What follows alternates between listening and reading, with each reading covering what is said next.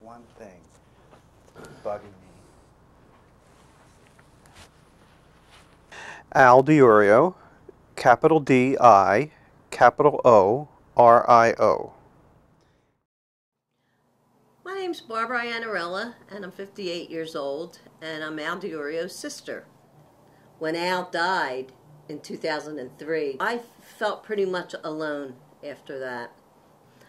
We grew up in South Jersey. He was 2 years older than I am. And I guess all through high school, Al, he was kind of different from the other kids. He was born in the wrong generation. He should have been in a previous generation. He liked the old-time music. He liked Judy Garland. Nobody in my high school liked Judy Garland. I mean, it wasn't a kid thing. It was an adult thing. So I think his book came out when he was about 19, which is really young for anybody to have a book come out. And once the book came out, he was pretty sure that's what he was going to continue to do. He wanted to right away start another book, and he started working on the Bobby Darin book, and that was really, really interesting because there was such an unusual story about the Bobby Darin book. He didn't know who his mother was. He thought his mother was his sister, and it was all convoluted. But Al got in touch with a lot of people who knew him, and he got in touch with his mother and his real mother and his stepfather.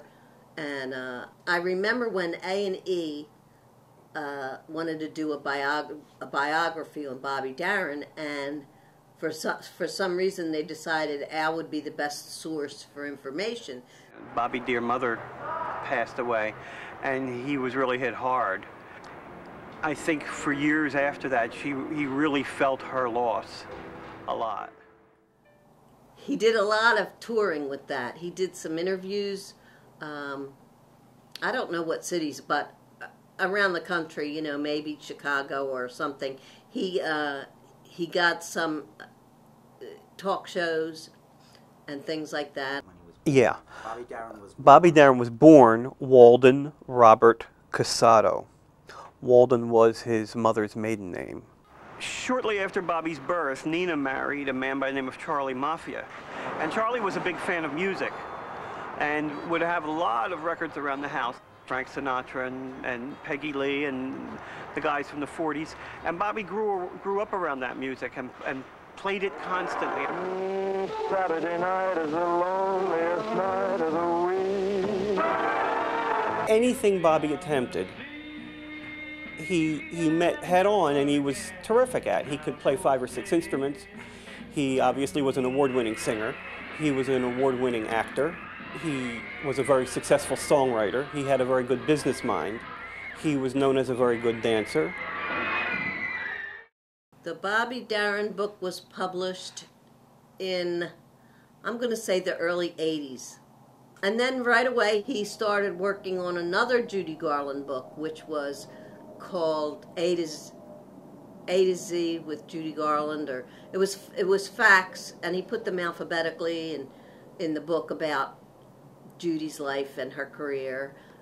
I mean, as he maintained his career in advertising, he became sick with diabetes, and he didn't really take too much care of himself, so that continually got worse. And then he was living in Atlanta for a while, and that didn't help. But then he came back and lived in South Jersey, and he worked in Philadelphia for a little bit. He continued writing the book on the A to Z book, but he didn't finish the book because his illness became so bad that he was in the hospital for a long time. Then he lost his leg, and he just went downhill from there. And the book never did get published, but we have the book intact. It's just that we never proceeded with getting it published. You have to know Al to appreciate all the work that he did on these books. He was a very generous person, and he was a kind person. He was the one at the party, always with the camera in his hand. He took all of the pictures for all of the parties and all of the weddings, but you never caught anybody taking a picture of Al. He just didn't, he shied away from the camera, so we have very few pictures of him. We miss him a lot. And that's what family is, you know. It's a big part of our lives. And I guess I'd feel that way about most anybody in my family.